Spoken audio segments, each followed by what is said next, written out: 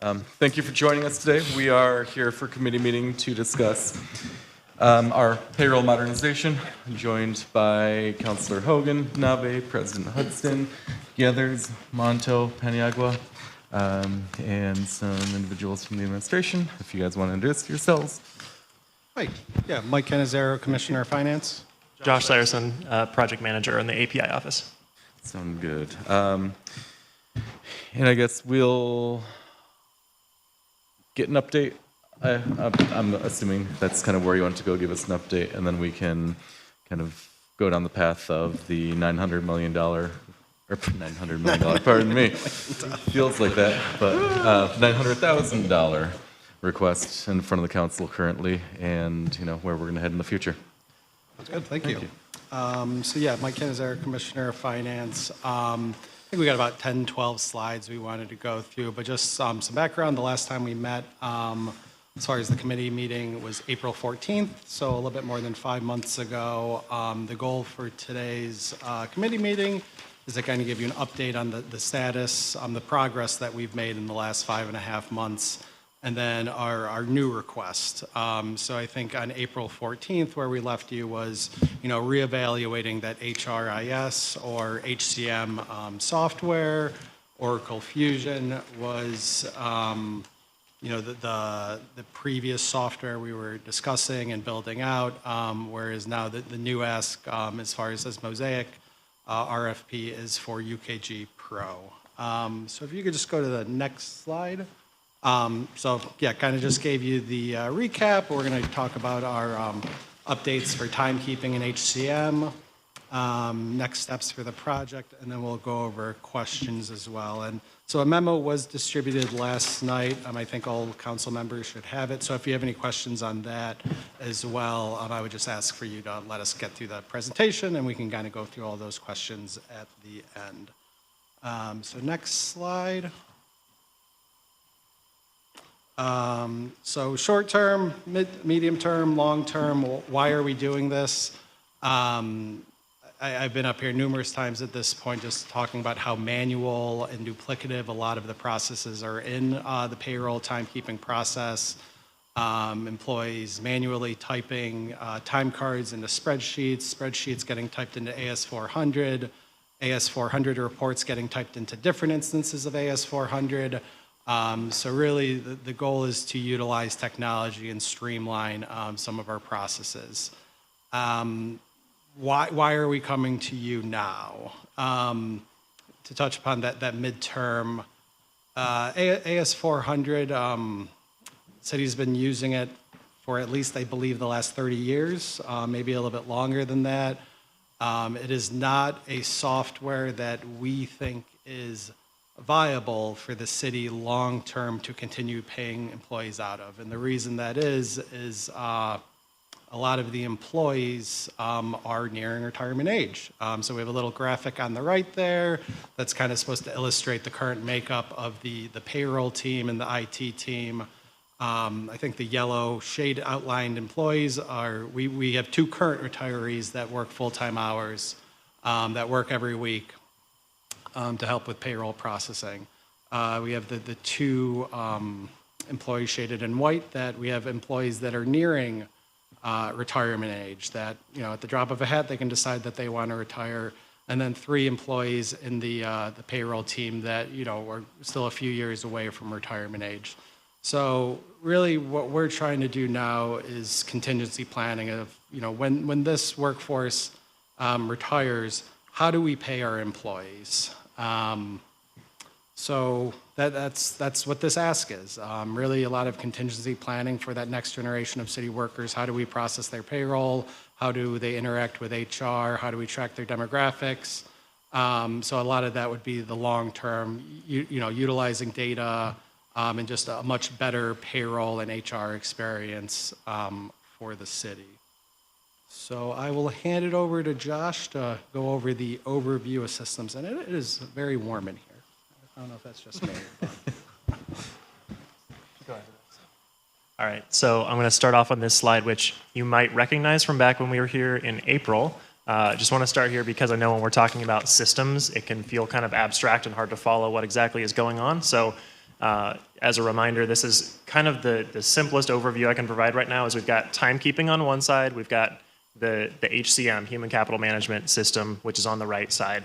And ideally, this is supposed to be kind of a cycle where timekeeping information goes in and out, and those systems are working together, and through that cycle, employees are paid. So we kind of have updates on both of those sides. Timekeeping is, SWC and Telestaff, which I've got some pretty substantive updates there. And if you remember last time, the HCM side of this was a little bit more of the question mark, because at that time we were still evaluating, were we going to continue implementing Oracle and building that out? So we'll touch on both of those as we go forward. So go ahead and move on to the next slide. Thanks. So starting with the timekeeping side, two systems to highlight here. One is SWC. That's the one you probably know best if you've been following any of this project at all. This is where employees are swiping in and out at clocks. Their pay is being calculated based on the in time and the out time. We've got all of our kind of union contract policies and city policies configured into this system so that it's doing as much of that calculation in an automated fashion, which is aimed at trying to reduce some of the, it might be done differently in this department versus that department, trying to just kind of standardize that across the city. So that's the goal there, and we're continuing our rollout there. But I just want to highlight this system is for the non-public safety departments. Anyone who's in public safety is using Telestaff. And I want to pause there for a minute just because Telestaff is currently being used by both police and fire. It is the system that they're using for all of their timekeeping.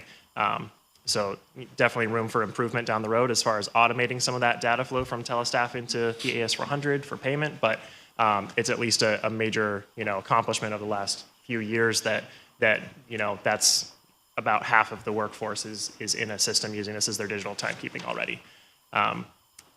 So let's go to the next slide, please. All right. So back in April, we had basically been through a period of rebuilding, reconfiguring, retesting, all this stuff, and we were kind of right at the cusp of launching in water and continuing on to other departments. So I just want to highlight kind of on the left side of this here, I'm just looking at kind of where we stood, the different phases of rollout that we were in, and that pie chart kind of represents the whole city workforce there. So at that time, we had kind of a narrow slice that was in parallel testing.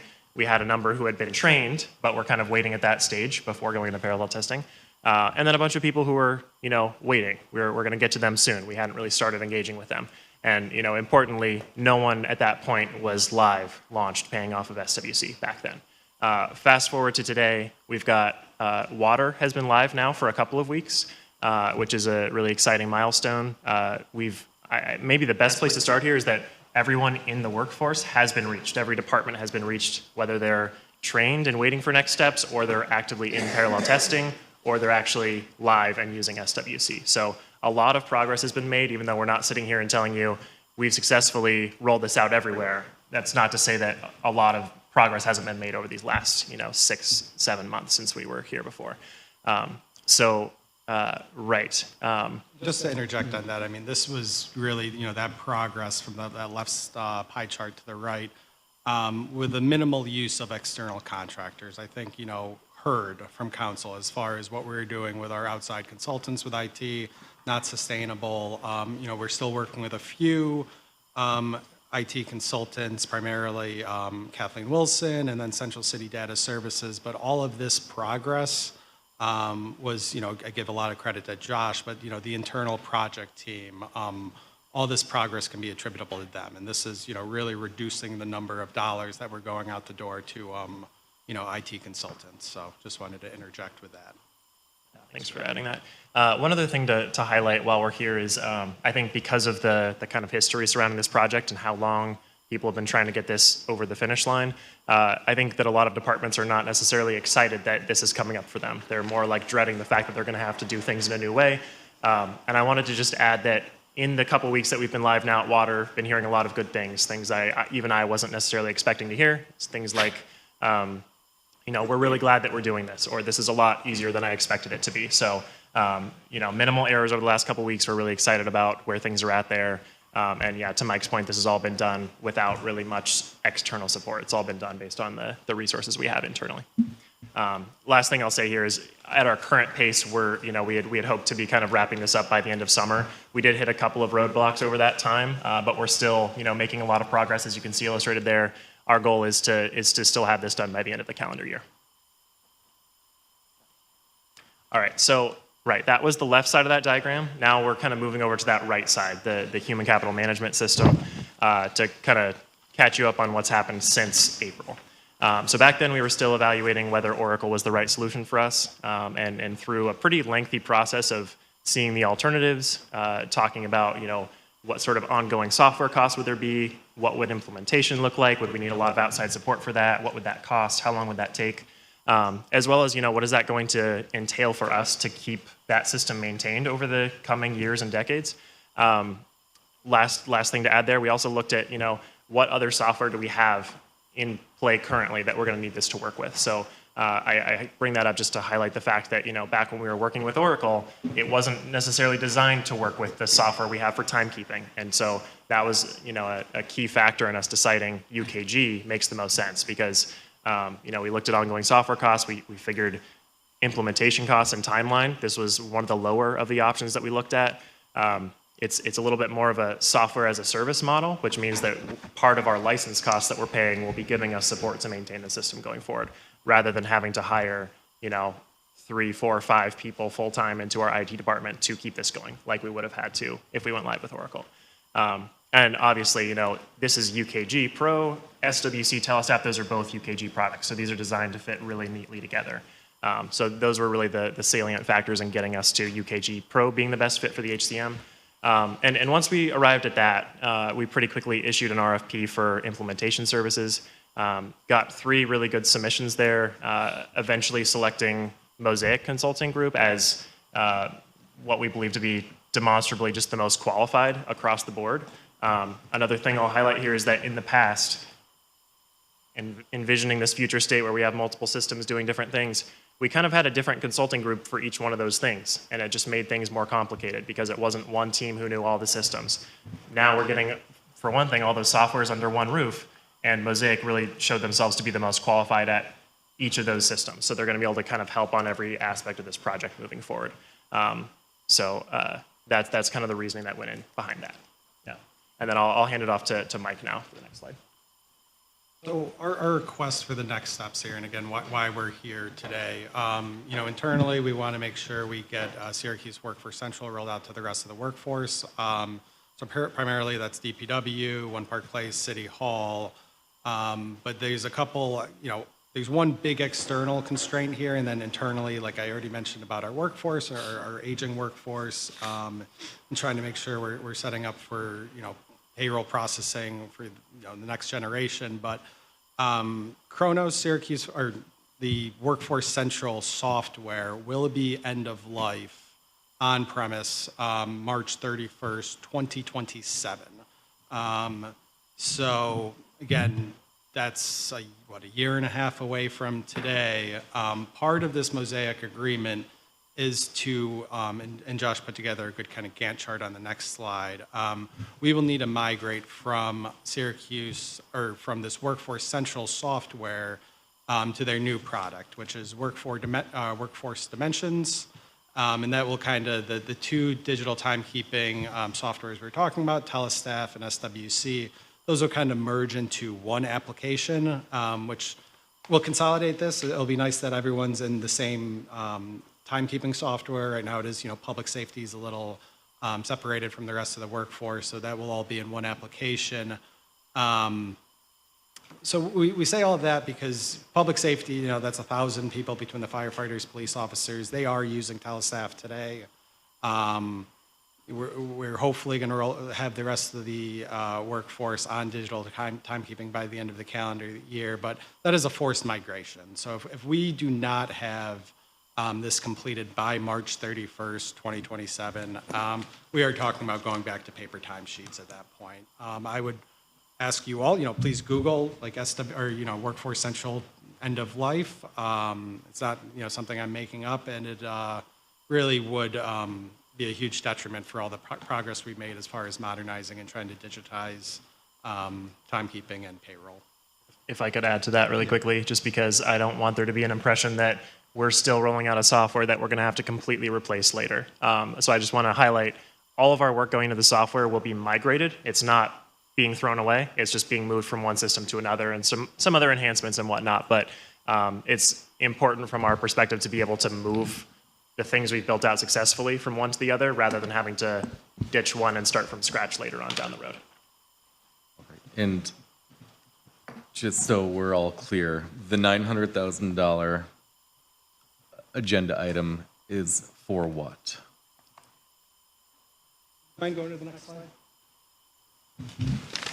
Really all of this. So, I mean, starting in the fall with Mosaic, UKG Pro would be our, replace AS400 for payroll processing, employee demographic information, all of that. That would be included in the HCM. And then the migration that we're talking about, ideally, the second half of 2026, moving Telestaff SWC to Workforce Dimensions, getting all of that integrated, and hopefully, was that end of Q1? I think, yeah.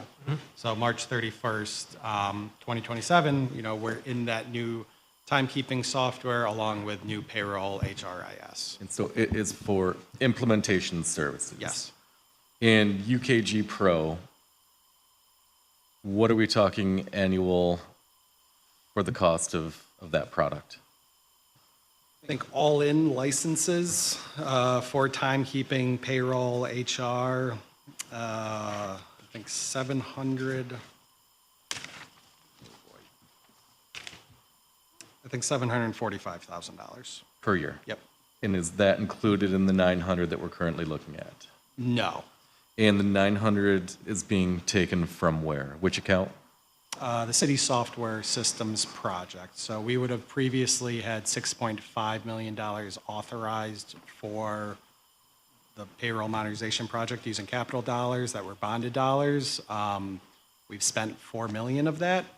So there's $2.5 million left in that project account. So we would utilize that. So that would be a new spend, but it's been previously authorized in our capital plan. And so we're paying interest on that $2.5 million just sitting there? No, we haven't spent it. Okay. Yeah.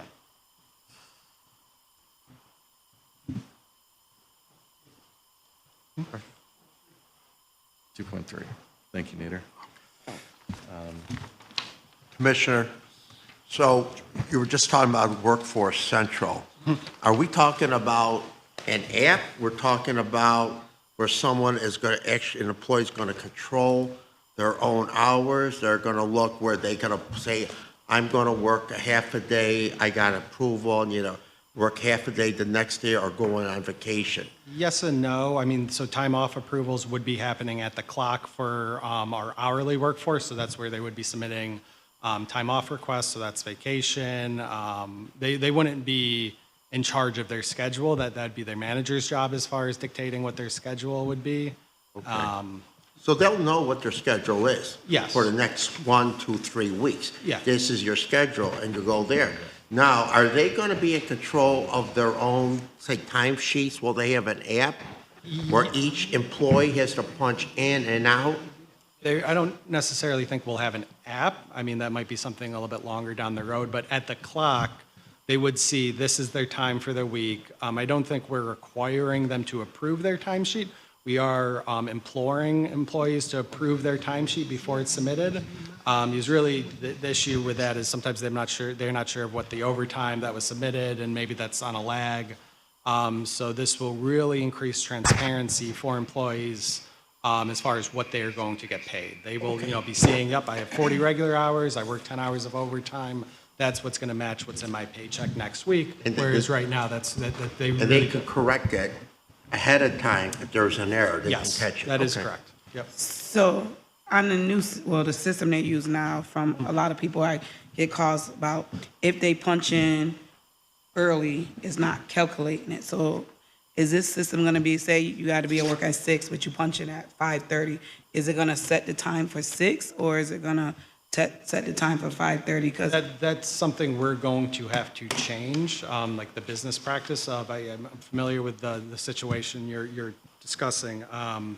Our rounding rules, I think, are 7 minutes. So if your shift starts at 6 a.m., The software, has to have rules to follow. So it's really 7 minutes that you're allowed to. If your shift starts at 6 a.m., you can punch in at 5:53 a.m. That's going to round up to 6 a.m. Whereas if you punch in at 5:45, the system's going to read that as 5:45. Your day started at 5:45. It wouldn't be a set time already set for the system regardless? And wouldn't it be like something the supervisor would have to approve? An moving employee can forward? still do that as far as the clocking in at 5:30. The supervisor is going to have to go in and manually adjust their timesheet to 6 a.m. if that's when their shift started. Does that answer your question? But there is a 5-minute grace. 7-minute grace. 7 minutes. Okay. And supervisors will need to approve of anything that it's moving In forward excess. Yep. before you issue any payments. Yep. Now, for March 27, what should be happening, it's not only the timekeeping, but also effectively, payroll. Replacing the AS The whole, 400 the whole payroll program. processing. Yep. So have you foreseen what the challenges of that would be? Because, when we're establishing something new, there's always something. There's always a challenge, and there's always some kinks in the way. So I have you? think, the interviews with the RFP respondents, Mosaic, this isn't their first rodeo. I think they're very familiar with telestaff, the type of migration that we need to happen in trying to build this out. So I think they'll just be a better team player. I think just the challenges over the last few years have, we're going into this process with our eyes wide open. I think we'll be much more collaborative in the administrative portfolio between IT, HR, API, finance. And I think, hopefully, this should be successful. You mentioned Oracle. Let me ask you a question and not, so I know that we've had some issues in one of our other areas with Oracle. So do we foresee those type of issues? I know there'll be challenges, but to that in depth? So are you kind of referencing some of the payroll issues at the school district of Rochester? Yeah. So that's, with the cost here, and I'll use the car example because I think that's easier. We're leasing the car. So when we have a problem with the car, we're going to go to UKG and be, hey, the engine's not starting. You have to fix this. And we're leasing it. So they're on the hook to fix it. We won't need internal mechanics to fix it because UKG, this is all part of that price, and this is why it costs so much, is because they're going to be offering that support and maintenance. Oracle, it was still on the cloud and we're still paying licenses, but Oracle, in my opinion, was more like you're buying the car. You have to have your own mechanics on site. Whereas we don't have our own mechanics on site. And honestly, in my opinion, if we went live with Oracle back in January 25, that contractor would still be in the building and we'd be paying them hundreds of thousands of dollars every month to get payroll out the door because we did not have the resources to figure that software out. So I think we would be in that same bucket as the school district and the Rochester School District if we went live with that previous application. And another question for you. We talk about the AS400, and I know that we keep saying that it's antiquated, but I know that some companies are still using the AS400. So are there new modules to AS400? That's a potential option, is do we want to try to modernize I think it's the I-Series. If that was the plan, I would, the IT department in their budget next year would be requesting a significant amount of, new hires to help with the management of the software, if we're doing it, if that is the plan. I don't want to say UKG is the only option of how we're going to be able to pay people a year from now because that's not true. I think Costco still uses AS400 for inventory. They're pretty profitable company. So they figured it out. I don't think we're as well run as Costco. But if that's what you want to do, investing in hardware, having staff, hiring staff that, with our salaries and the residency requirement in my 5 years here, it has been challenging finding qualified, competent staff with this niche specialty experience that's what we're looking for. And then if we aren't able to hire those internally, then I think we're going back into this cycle of external contractors, paying an arm and a leg for them.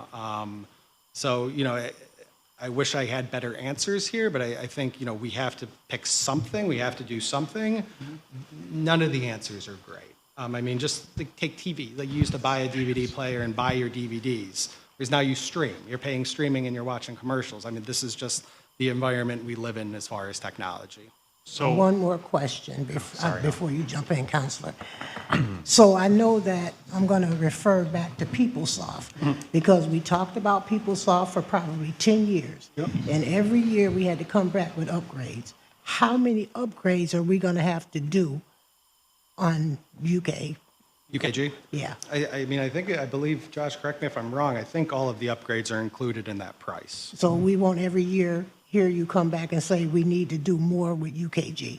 Well, I would imagine, you know, every couple of years there's going to be a price increase just because the prices are going to go up. But I don't think, based on software as a service as a model, that, oh, there's this extra 100K we have to pay for this upgrade. I believe it's included in that, you know, this 750,000 for licenses. also, for what it's worth, I think that SWC, our Workforce Central, the software we're using, probably came out in the early 2000s, if I'm not wrong. And you know, there's been some updates to make along the way, but talking about 20-ish years that it was really around for. So we would expect, you know, looking ahead, we're getting into a newer version now, expected to last about the same amount of time. There may be some updates here and there, but I think to Mike's point, the biggest ones are the ones you'd have to make right at the beginning, and the goal would be you're good for a long time after that. So is there an urgency right now with 100 days left in this administration to do this extra $1 million right now? Or is there, because I keep thinking in the back of my mind, like when we look at a transition to a new administration, there's going to be people changes, priority changes, et cetera, et cetera, et cetera. Are we comfortable that the people that are here now, 90 days from now, some will be here, some won't, et cetera, et cetera? Can this thing wait until new leadership gets here and make sure that the priorities that you're putting in front of us now are the same priorities that are going to be sitting there January 15th? Or is it so urgent that we have to say, listen, no, here's this $1 million, we have to move? Or are we, I guess, is there an urgency? Is there a 90-day urgency? And that's a hard question for me to ask, so I apologize, but. No, I think it's a fair question. I think there is a fair amount of urgency just based on, you know, our experience as far as getting projects done. Us saying we're going to have this done in a year and a half is still probably a little ambitious. And I think once we get closer to that March 31st deadline, you know, worst case scenario would be, okay, we're going back to paper timesheets, and I know police and fire, they're happy with their digital, you know, tracking overtime digitally, whereas, yeah, we'd be going back to paper timesheets, looking at, you know, brushing up on the AS400. So this million would put us at what, like around 9.5 million total thus far? Like, is there For the project? For the whole project, is there an end in sight, dollars wise? Yeah, so I think the memo that sent to you last night, the Appendix B included like a cost-benefit analysis. I'm just trying to project some of those costs going out for 5 years. Year one, really, it's the licenses and that implementation cost. You know, taking off the contingency internal staff time between those two costs. You know, the 900K would hit capital spending. The licenses would need to come out of operating. But then, where the hell was I going with this? What was your question again? If we would have additional requests as far as the cost? I think I'm just kind of asking a big 30,000 foot view, like where's the end? Where does it end? Total spend. Yeah. That was my point.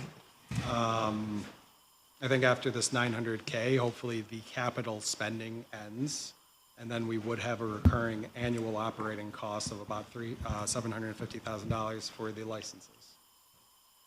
I think, honestly, I totally understand this technology piece. How, you know, counselors think about how your phones, every time you turn around, there's an upgrade and a need in the phone.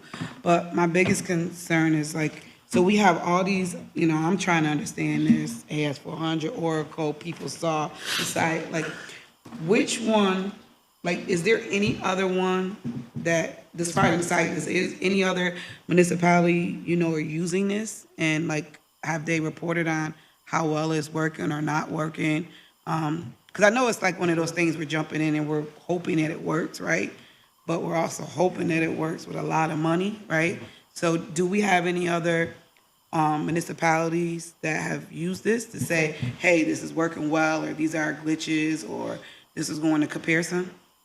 We did check some references both with UKG Pro and with Mosaic as a partner. So I think some of these I'm going to blank a little bit off the top of my head, but I think that they included some groups in Seattle, Washington, Detroit, and some other smaller municipalities. I think South Bend, Indiana was another one that we talked to because they had had experience with UKG. And all of them said good things, especially about Mosaic as an implementation partner, that Mosaic was really able to meet them where they were at to get them across the finish line. So that gave us a lot of confidence. Yeah. I think, picking up on Councilor Caldwell and what we just heard, I've only been around for about 2 years, but I've seen about 5 different versions of that Gantt chart. And I'll be, perfectly frank and say I don't believe what I see there because I've already seen 5 versions of that. And what I've learned is that it's not the product, it's not the implementation services, it's, what we see when we look in the mirror. And so, with EY and Oracle, now we're talking about UKG and Mosaic.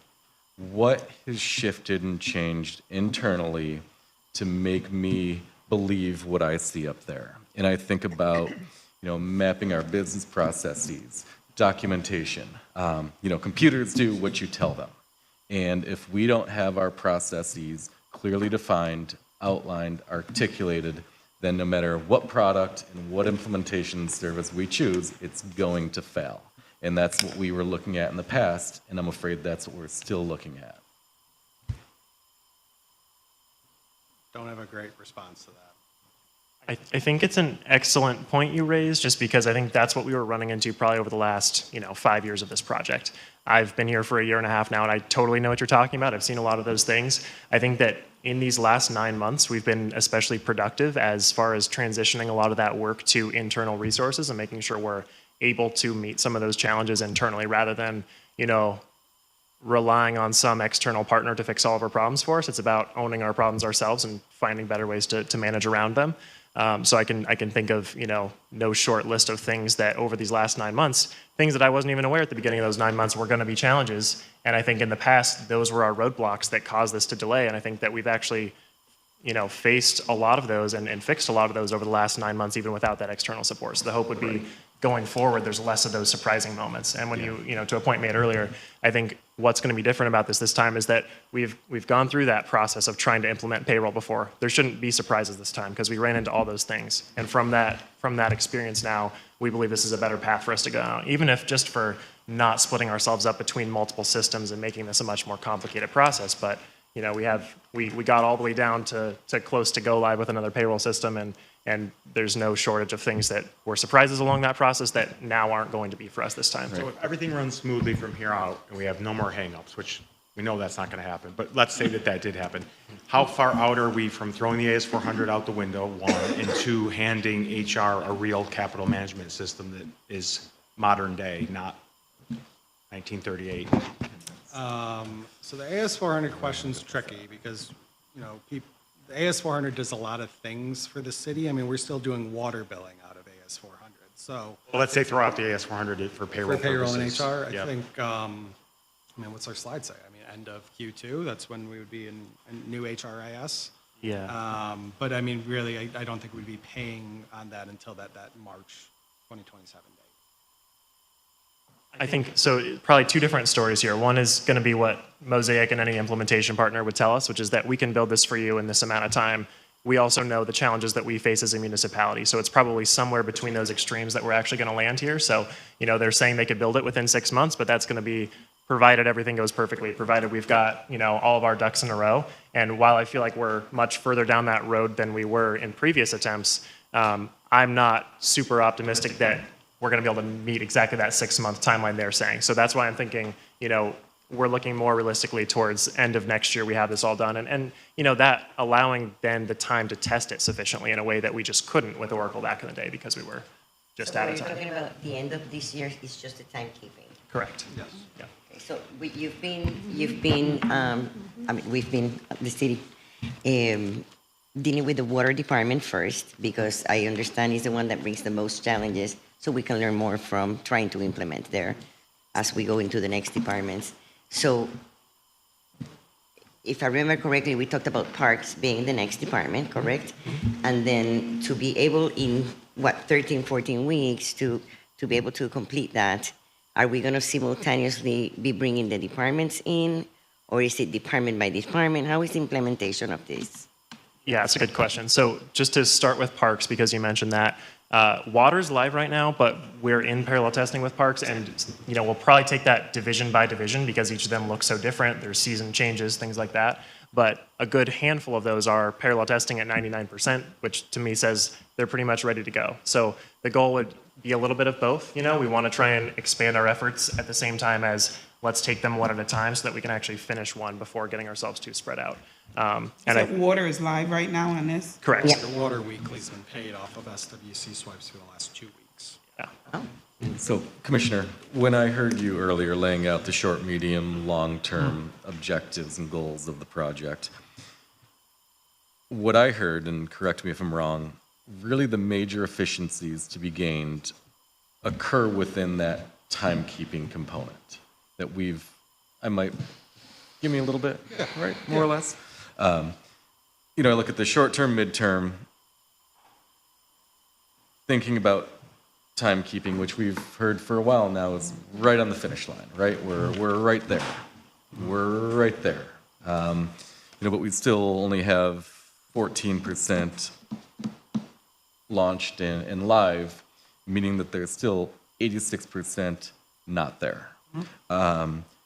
Why are we not just simply focusing on getting that done, absorbing and benefiting from that efficiency, and then thinking about the HRIS down the line? Because again, correct me if I'm wrong, but when we get timekeeping up and running, we can still process payroll through the AS400. Do you mind if I, Mike? Yeah. So I think to answer your question, I think we are doing that. I think that we are focusing all resources to getting this done for the time being. I think that what Mike brought up earlier is that those risks for other things, such as that end of life of software, I would just imagining if we were to put all resources towards going live with this timekeeping software, and then it ends, we've kind of gotten ourselves into a bad situation there, where create a bunch of change management to get people used to digital systems, then go back to paper timesheets to presumably go back to digital. So trying to avoid situations like that, also acknowledging the risk of payroll operationally being dependent on a system that is pretty antiquated and maintained by people who are of retirement age. So trying to thread that needle of mitigating those risks. We're also threading a needle of $750K per year, which is a fairly large capital outlay. When we talk about end of life, that doesn't mean the product shuts down, disappears, and goes away on that date, correct? Yeah. And so is it still usable after end of life? It's just not being updated, not being maintained? What does end of life look like? I know it's end of support. I don't know if it's end of engineering. I'm an accountant. I can't really speak to that specific terminology. And how many times does end of life get kicked down the line? Yeah, so this one, again, would, request that you Google the end of life date, because I know that was something that was being thrown out there with PeopleSoft or GL Software, whereas that is truly a 10-year rolling. I think 2 years ago it had been 2034, now it's 2036. So I think, PeopleSoft, our GL and AP processing software, that end of life conversation or argument doesn't really hold water. How many softwares do we have? Over 100? Over 100 softwares? Whatever the IT audit, maybe, 144? it's a lot. Commissioner, so more than half your staff is either, the people that support the payroll, so only 2 of them are already retired, 2 of them are near retirement. They could go tomorrow if the state offered a buyout or anything like that. So, has there been any kind of provision to train anybody else to have a familiarity with the AS400 or anything? Any personnel? I'm really worried that this might become a reality, and then we're really going to be stuck. Yes, the payroll clerks are trained on, input of how to, process, wages in AS400. It's really that infrastructure, those AS400 programmers. For example, I know Kathleen Wilson We had a situation last week, we had an officer retroactively go on 207C that we had to amend to W-2 for 2024, and we had to clear out their tax withholdings in 2025. I don't know how to do that. Our payroll clerks, payroll supervisors don't know how to do that. That really requires, an AS400 programmer that it's just not something that you hire easily as far as AS400 programmers. This is looking at moving that programming externally to UKG, and that we would always have someone available to help. I mean, we're at the end, it's be 8 years of this administration, and we've known this for a while, that we probably have to face something like this, and we've had some, obviously, we've had some missteps along the way here. Yeah. And now we're talking in 3 months, everything's going to be okay? I mean, as far as we'll be up to snuff and at the end of Timekeeping? 2025? I mean, that's the goal. I think 14% right now are trained. I mean, I got texts from some people who are pretty nervous in this building that, they haven't been trained on anything yet. Yeah, and I think we'll continue to offer additional trainings. I think the last training for managers was offered a couple months ago, and I think we do plan on offering another training. Are you getting enough resources from everybody in this building to get this done? Yeah, I think so. And I mean, just some of this, as far as the contractors, we just don't, with some of the software, it's just so niche and specialized, we a general IT programmer doesn't know some of this, which is why we need to look externally. To build a little bit on what Councilor Hogan is saying, so Mosaic is going to be help implementation and take us through these first steps and stages. At some point, will the city be able to manage this with our own staff? That's certainly the goal. So the goal would be that as Mosaic is building this out, we've got resources internally kind of watching over their shoulders as they're putting things together. Also, in the room helping design the architecture of how the system works so that we have a really clear idea of how it's working. I say that with the caveat that still this is, a software that we can seek additional support from UKG, as part of the license cost that we're paying. So I'm not going to say our internal resources are able to solve every possible thing that comes up, but the goal is that they're handling 80% of those things. It's going to be those few exception things where maybe it's something even a fault with the system where we have to flag that to UKG so that they can rectify that. So we may see an economy there. So Commissioner, how many people did you have started the year on this payroll modernization? When you started out, how many people did you have with you? As far as like the entire project The team? entire project, how many people did you get from other departments? I'd say somewhere between 9 to 10. 9 to 10 people, so you didn't do that maybe on everything. And, because it does fall on you as Payroll? your finance commissioner? To get payroll processed? Yeah, That's so one this of the- falls on you, I understand, with all due respect, I know it falls on you. But if there's any doubts about this project, or because right now, it seems like we're fighting the clock. It's got to get done by January 1st. When Mayor Walsh leaves the office, we got to get this done, high priority. And there's going to be things that we're going to overlook, it might not. In other words, we're looking at a clock, and you're putting pressure on yourself and members of this committee. I mean, there might be some people out there who want to offer committee, not on this commission. Maybe people are retired, want to offer you advice. Maybe there's somebody else out there. But it seems to me, as this counselor, it's like, we got to get it done now. And it's like, we got to beat the clock. And I just don't think, respectfully, you shouldn't have that pressure. You shouldn't have that pressure.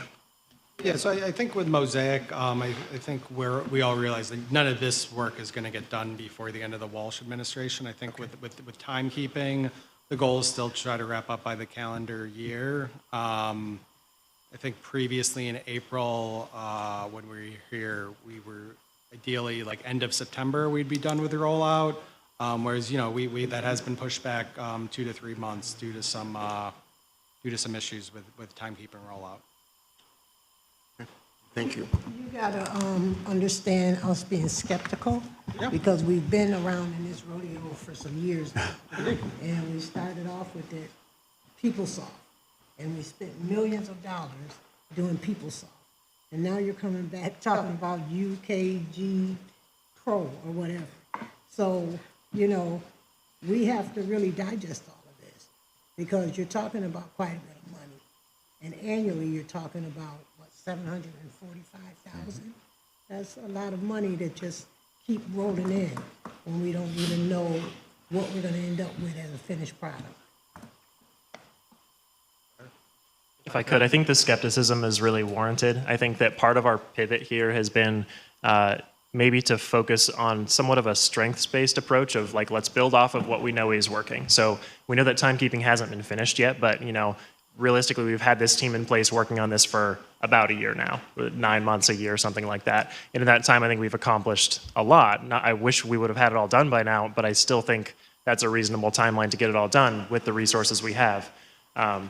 So the goal is to, you know, rather than having to keep that kind of in a silo and then start something else totally new, totally afresh, building around that, because we know that we have the team that can continue on using that software and will not take the same, you know, year timeline of trying to figure out how does this business actually operate. We have a lot of that, you know, institutional knowledge now built up along the way. So I say that all totally granting your point that I think it's fair to be skeptical over the last few years, but I would also just point out, you know, the progress that has been made over these last 9-10 months without any external help. I think really why we're coming before you is because we're reaching that point where we can't do a whole lot more without some external help. We're reaching things that are just outside of what we can do. We believe we can finish off. I understand this, right? Because you're saying without the external help, but you're saying if we keep the AS 400, we would have to hire people. So don't we have to hire people with this, right, with the UKG Pro or whatever it is? Yes, right? Like, Yeah, we would still want someone on staff to help with it. But as far as some of the issues that we run into, like the AS400 today, that we have programmers, you know, on the payroll, you know, they would ideally be dealing with like general IT issues as opposed to like specific, oh, we had this issue with UKG, like we would go to them for this. And as far as the spending, you know, that Appendix A in the memo, you're not wrong. I mean, I think 2023, 2024 really illustrates that external spending it got out of control. And what we're trying to show with that 2025 column, you know, there are licenses associated with Kronos, so that's supporting that 186,000. But you know, we're trying to do this on the cheap now as best as we can. Those Deer Island Bait invoices, those really pertain to 2024. And the only contractors we've been using, Central City Data Services, Kathleen Wilson, Mythics as well. Mythics goes away. So, you know, you had that spending of 1.8 million in 2023, 3.6 million in 2024. Whereas, you know, we're trying to do this with lower cost contractors to the best of our ability.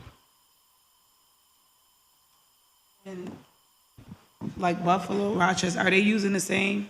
I think they're in Workday, which is just another platform. I mean, that was one of the softwares we evaluated because we've already, you know, we've made a lot of progress with timekeeping in that UKG environment, that UKG umbrella, as far as SWC and Telestaff. I think based on a lot of the work Josh did and just the project team, we determined the UKG was the best payroll and HR software, and that was predicated because we already made this choice with timekeeping. And does the county use? They use UKG, they use Kronos as well, yes. Which one? That, like our Workforce Central, they use Okay. it, yeah.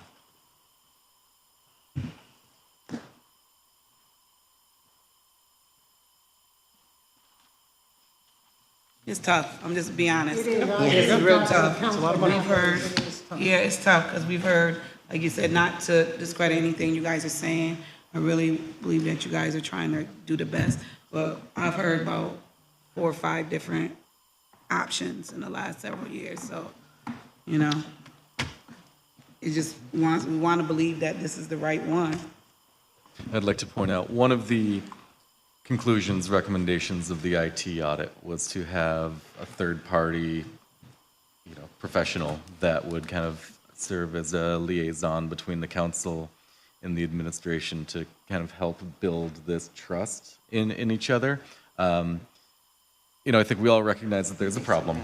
We all know that we need a solution. There just is the lack of trust between, the two institutions, ourselves and the team that is doing the build out. I would be open to, some type of third-party consultation to help maybe all of us. Right. Think through these options. Again, it was one of the recommendations noted in the IT audit, and so, we can potentially explore that option. I'm just trying to think about ways to overcome the obstacles that are between us right now. I mean, we're still going to continue with SWC rollout. I think, that's what we will plan on doing, and, we can plan on having another committee meeting, and if it's, monthly updates, quarterly updates, that's what we'll provide council. Thank you. Anybody else? We're all set? All right, I'll entertain a motion to adjourn. So moved. Can I get a second? Thank you very much. Meeting's adjourned.